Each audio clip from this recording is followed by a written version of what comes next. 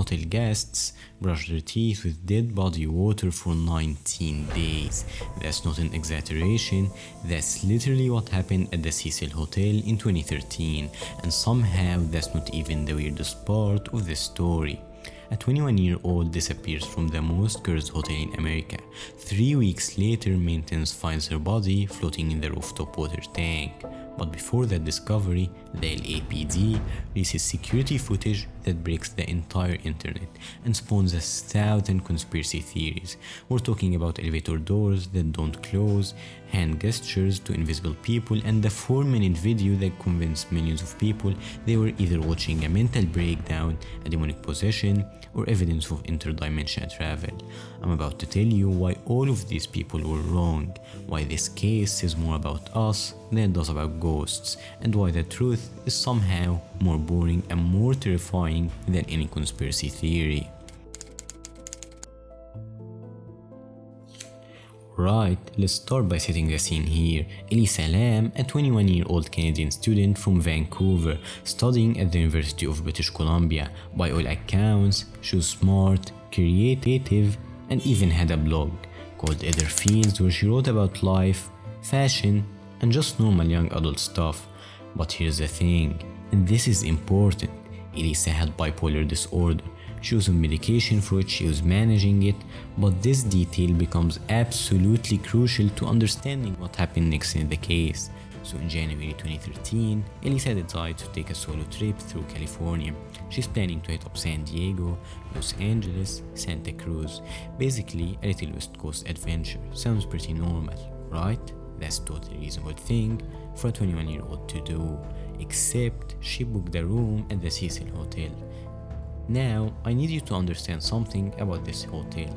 This place has been the setting for more tragedy than Shakespeare Festival. We're talking about a hotel where Richard Ramirez, the Night Stalker, lived for a while. Serial killers stayed there, multiple suicides, murders, and overdoses. This place has seen more death than a medieval plague ward. But here's what really gets me. In 2013, this information wasn't as widely known as it is now. There was no Netflix documentary, no viral TikToks. To Elisa, this was probably just a budget-friendly option in downtown LA. So she checks in on January 26, 2013. The plan was to stay until January 31st. Spoiler alert, that's not what happened. Okay, so Elisa is at the Cecil Hotel, and for the first few days, everything seems totally normal.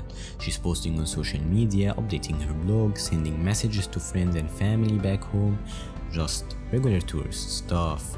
But then, January 1st comes and goes. Checkout time, it passes. Elisa does not check out. Her parents back in Vancouver start getting worried, because she's supposed to call them every day, and suddenly, radio silence, like complete communication blackout. February 1st rolls around and her family is like, absolutely not, something has to be wrong. They contact the LAPD and then the police start investigating. Now, here's where the hotel's stellar reputation comes into play.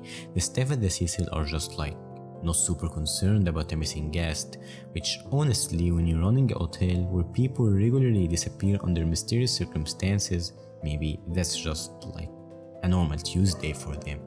The LAPD does their initial investigation, they search her room, they interview hotel staff, they check security footage, and for a while they find absolutely nothing.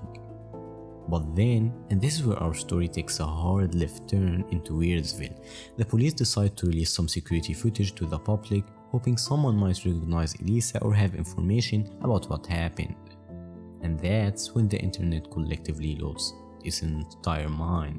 February 13th, 2013, the LAPD released security footage from one of the Cecil's elevators, dated January 31st, the day Elisa was supposed to check out. Now, I want you to imagine you're scrolling through YouTube in 2013, maybe watching cat videos or whatever people watched back then, and suddenly you see this grainy security footage of a young woman in an elevator, and she's acting, well, let's just say, a bit unusual. The footage shows Elisa entering the elevator, pressing multiple buttons, and then things get weird. She starts looking around like she's hiding from someone. She steps in and out of the elevator multiple times. She appears to be talking to someone, but he's not there. Her movements become increasingly erratic. At one point, she's making these strange gestures, almost like she's having a conversation with an invisible person. The elevator doors stay open the entire time, which by the way is weird because elevator doors don't normally do that.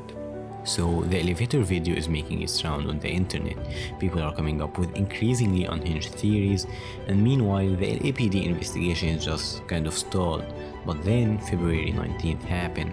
Guests at the Cecil Hotel start complaining about the water. The water pressure is low, the water tastes weird, it's discolored. Basically, the water situation is giving major don't drink that vibes, so the hotel maintenance team decides to check the water tanks on the roof. They find Elisa Lam's body in one of the water tanks.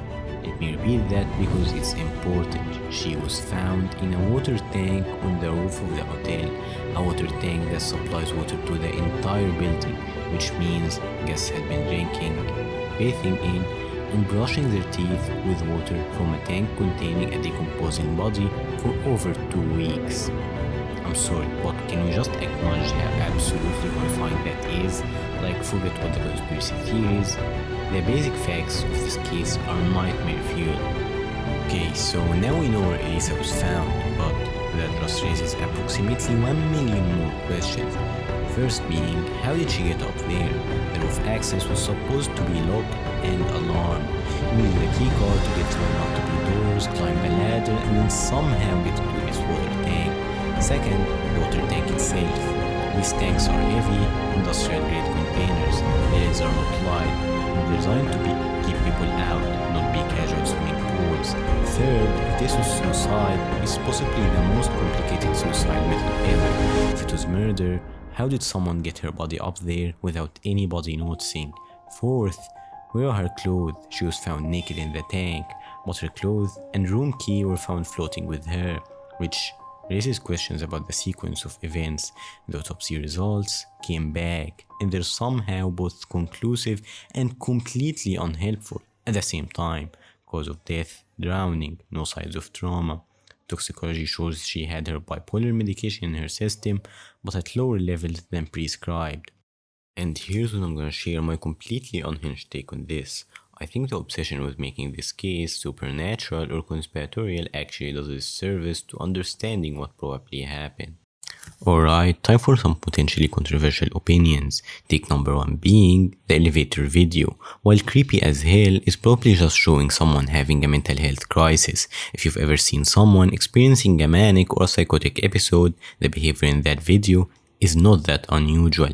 The hand gestures, the apparent conversation with someone who is not there, the erratic movements, these are all consistent with certain mental health conditions. Take number 2, the Cecil Hotel's reputation probably made this case seem more mysterious than it actually is. If this has happened at Marriott, would people have jumped to supernatural explanations, or would they have looked for logical reasons? Why a young woman with bipolar disorder might have ended up in a dangerous situation. Take number 3, and this is the big one. I think the internet's obsession with this case actually hindered the investigation. The LAPD was getting thousands of tips based on conspiracy theories instead of actual evidence. People were busy looking for demons and government cover-ups that they ignored the most likely explanation. A young woman with a mental health condition got into a dangerous situation and died tragically.